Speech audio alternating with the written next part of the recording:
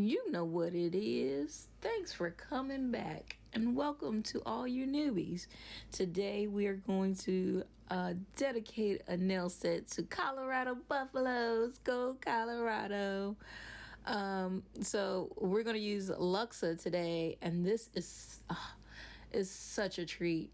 Luxa has some polishes that are just like, oh, they're so creamy. But I'm using a base because I want to use their systems. So they have a base system, and so you use the base and then you're the polish. So we have that and the beige that they're um, actually any color beige or any color neutral tone that matches your skin tone. The particular beige that I'll be using or neutral tone that I'll be using is called Desert Dweller, and it's just so creamy. Watch when this look, child. I was trying to do something, and I had these sticky tabs on for those fingers, so of course they playing around with me. But this one is called Desert Dweller, and oh my goodness, watch when I put this on. Watch when I put this on.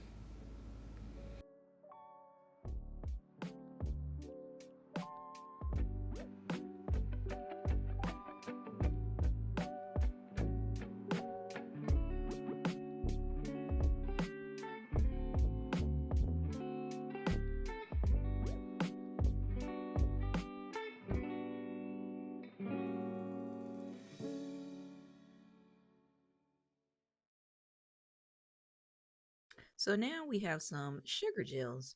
This is white and beige. This is a brand new. This is brand new to me because I don't use normally use sugar, but I bought it because it was on its on Votino's site, and I'm also using an angled brush. If you could see that, you can use any, I guess, any flat brush, but I wanted the angle because I wanted to give it a little bit of, a little razzle dazzle, but not have to work too hard. So if you have a brush that makes you not work too hard, you use that. So I'll be using that, and I'm not sure where I found this technique. I thought I saw it somewhere on IG, but I don't want to get cut in these YouTube streets or for not recognizing who the artist is. So if you know who the artist is, then please, by all means, tag them. But I don't think any one particular thing is granted to another. It's out here, it's out here.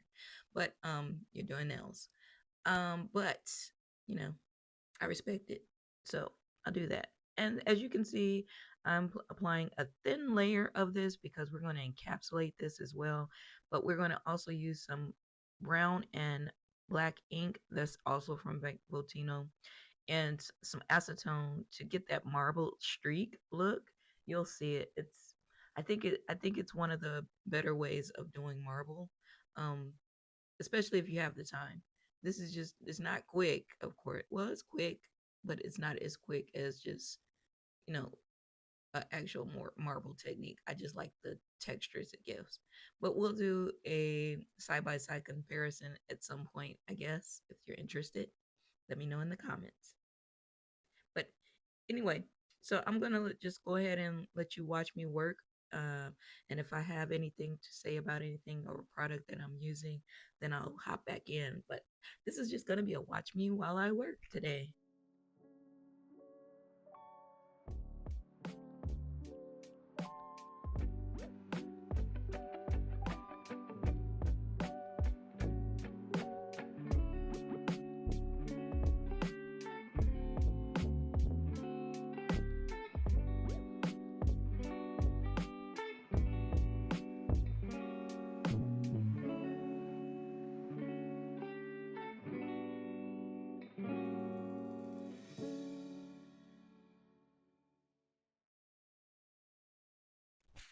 So real quick, I just wanted to let you know that this is the black and brown ink from Votino that I am going to use to create the marble look effect.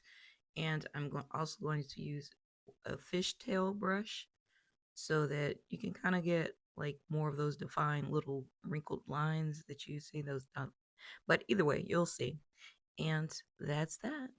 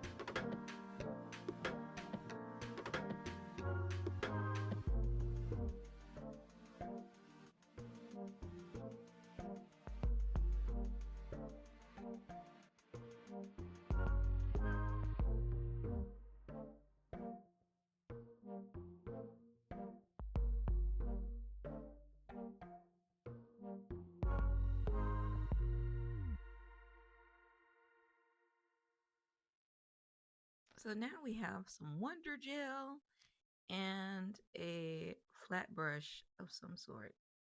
If you have a flat brush, that'll help.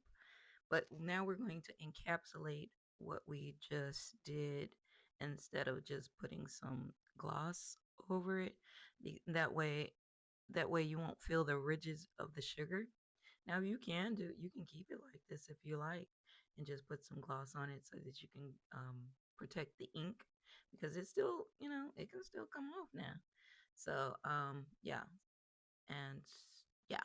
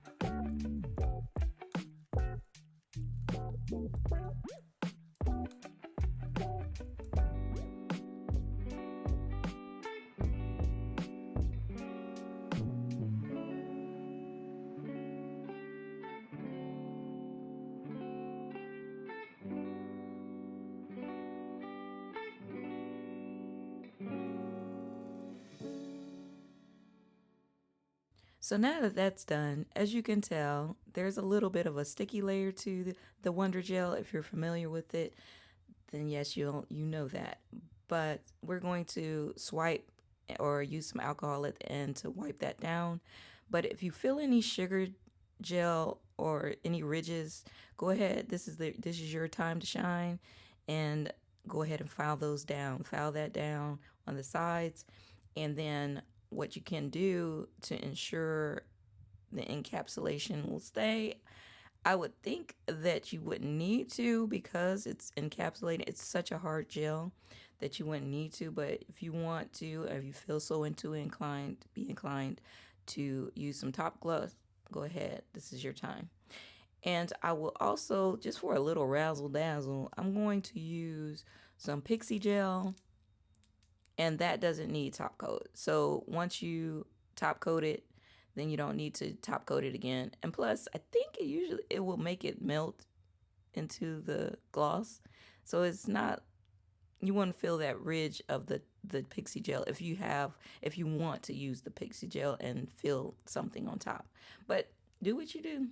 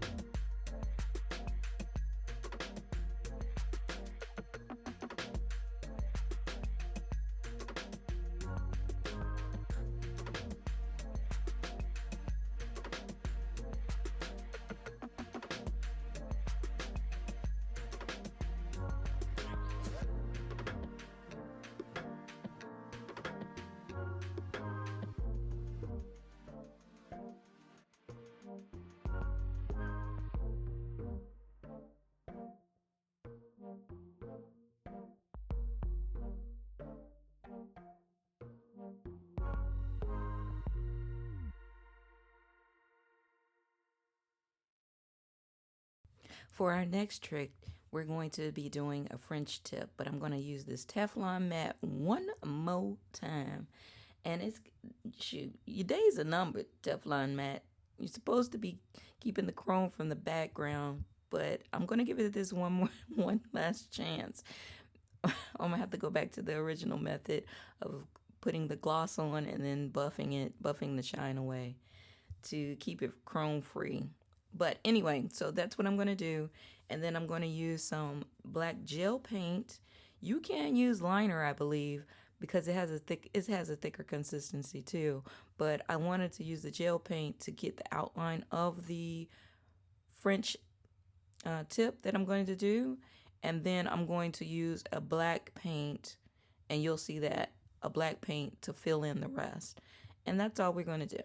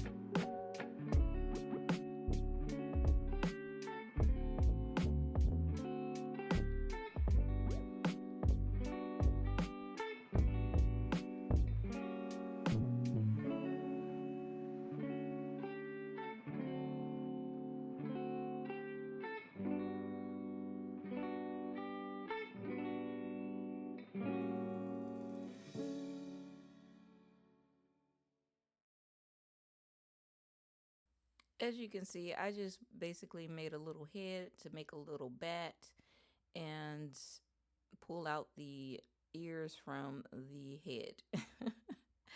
But I just wanted to let you know before this section ends because I forgot the mat. I needed to do the Teflon mat after this. I had to think about it for, you know when you're in the mix, this is why you should learn how what gels do what. And I think I'm going to make a video on that because as a beginner I struggled a lot with that. So make sure you do use some Teflon mat before we start using this white gel paint to do what we're going to do, because we're going to use some chrome on this white paint.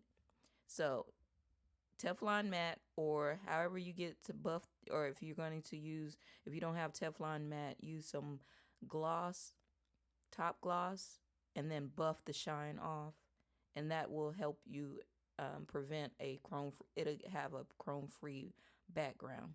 And so now I'm just trying to figure out how to this tree that I have in my head, because I want the bats to kind of like hang from it, or not hang from it, but be associated with the tree from hanging from the tree. You know what I'm talking about? Anyway, so that's what I'm trying to do right now and establish.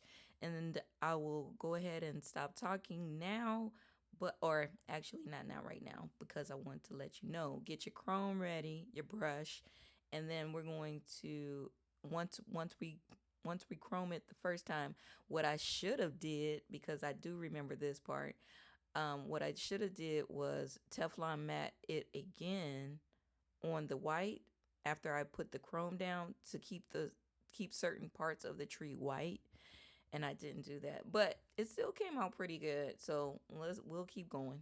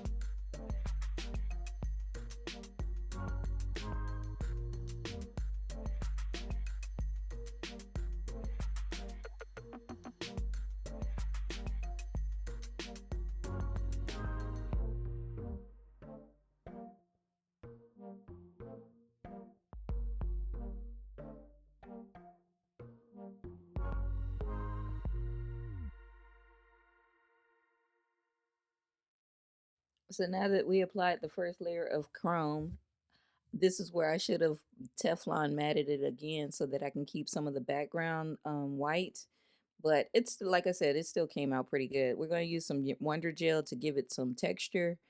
You can use Texture Effect Gel, which is the white clumpy one, but I wanted this one to have a little bit more of a, I don't know.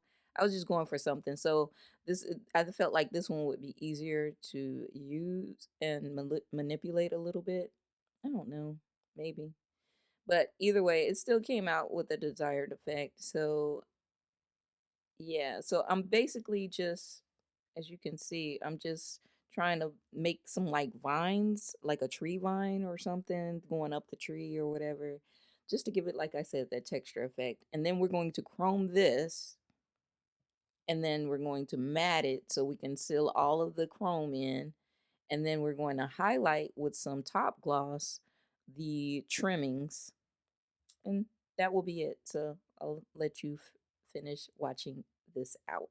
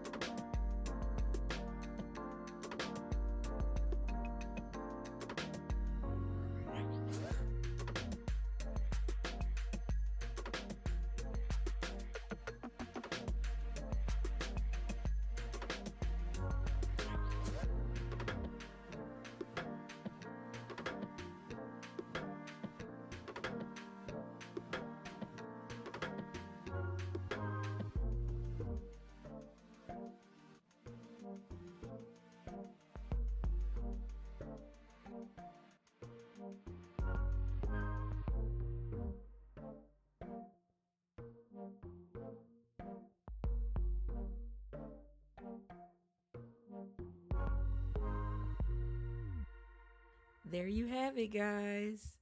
I hope you enjoyed this tutorial. If you have, consider go ahead and smashing that like, comment below, maybe subscribe. I sure appreciate it. Thank you so much for joining. And until next time, bye.